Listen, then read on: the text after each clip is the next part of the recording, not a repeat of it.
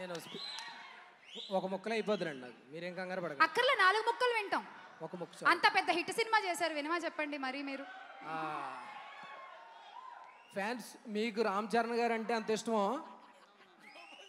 నాకు కూడా ఎంత ఇష్టం అంటే, మా అమ్మ నాన్న తర్వాత నాకు బాగా ఇష్టపడే వ్యక్తి రామ్ చరణ్ గారే. అందరూ నా మిత్రులే, దాని గురించి కాదు.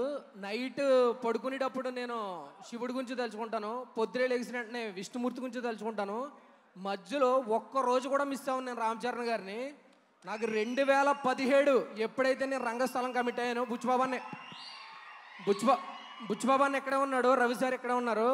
జస్ట్ కృష్ణానగర్లో అలా టీ తాగడానికి అలా వెళ్తుంటే బుచ్చిబాబాని పిలిచి కారు ఎక్కించుకుని రారా సుకుమార్ గారి సినిమాలో ఆఫర్ ఉందన్నాడు. అక్కడికి అంటే ముందు ఎప్పుడైతే సుకుమార్ గారు ఫిక్స్ చేశారో ఈ విషయం ముందే బుచ్చిబాబానికి తెలుసు కాబట్టి ఆ రోజు నుంచి, ఆ కమిట్ అయిన రోజున కాడి నుంచి ఈ రోజు దాకా నాకు రామ్ చరణ్ గారు అంటే ఒక ఎమోషను. అది మాటల్లో చెప్పడానికి మాటలు చాలా చిన్నవి అయిపోతాయి, అందుకని నేను ఎప్పుడు డైలాగ్స్ రూపంలో ఎప్పుడు చరణ్ గారి గురించి చెప్పను. కృష్ణుడు కుచేలుడు ఎంతో, దుర్యోధనుడికి కర్ణుడు ఎంతో అనకూడదు కానీ పోలిక అంత ఇష్టం నాకు. Thank you so much Ram Charan అన్న. RRRలో ఒక డైలాగ్ ఉంటుంది, నా ఆఖరి శ్వాస వరకు కూడా నేను ఆశయం అయిపోయి పరిగెడుతూ ఉంటాను, నా ఆఖరి రక్త బొట్టు వరకు అన్నట్టు. నా ఆఖరి రక్త బొట్టు వరకు నా గుండెల్లో రామ్ చరణ్ గారు ఉంటారు.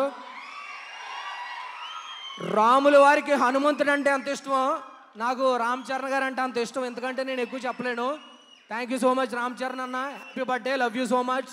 మీరు ఇచ్చిన సపోర్ట్ నాకు లైఫ్ లాంగ్ ఉంటుంది, ఎండ్ ఆఫ్ ద డే వరకు ఉంటుంది, కట్టే కాలే వరకు ఉంటుంది. లవ్ యూ చరణ్ అన్న, happy birthday. Thank you Mahesh, thank you.